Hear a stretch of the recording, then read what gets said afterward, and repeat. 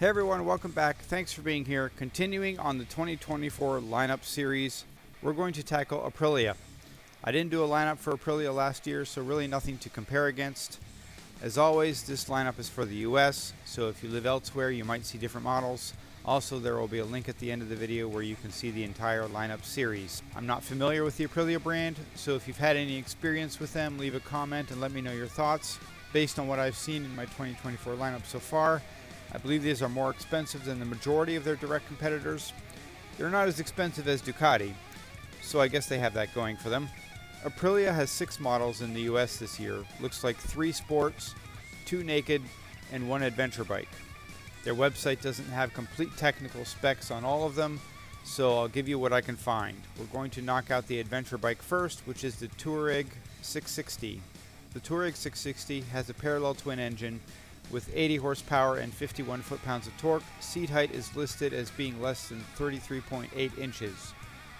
A 4.7 gallon tank, has cruise control, 4 riding modes, ABS which can be deactivated, and a 5-inch TFT. Dry weight is 412 pounds, puts it somewhere in the 450-460 pound range. 6 colors are available, 4 colors at $12,300 and the other 2 at $12,700. Next up is the Naked Series, starting with the Tuono 660. I'm assuming this is a parallel twin as well. 100 horsepower.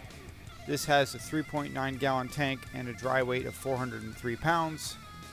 According to the website, the power to weight ratio on this bike is a record breaker for its class.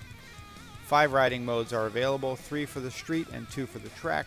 2 colors, both of them $10,500. The other naked bike is the hyper naked Tuono V4. 2 different versions of the Tuono V4 1100.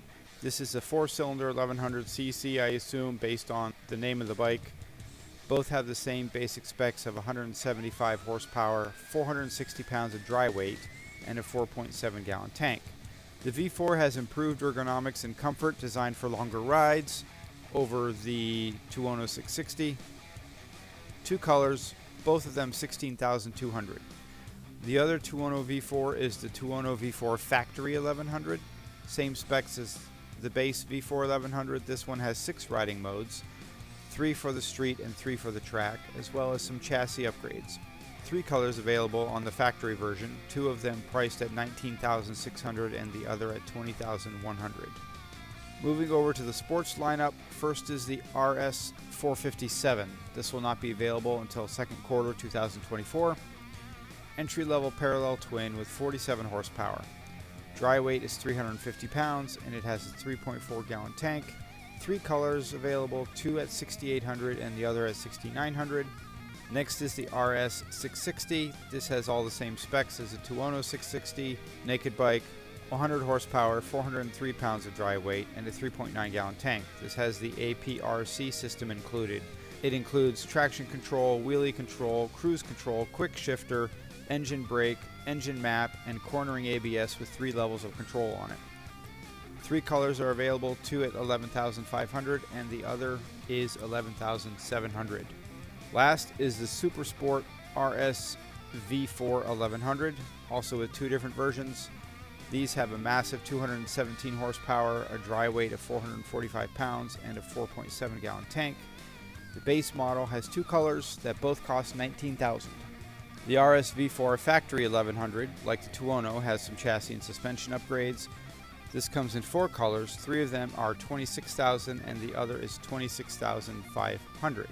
So that's what's available from Aprilia in 2024 in the US. Again, I invite you to leave a comment if you have any experience, if you know anything about these bikes. I really don't. I don't know that I've ever seen one.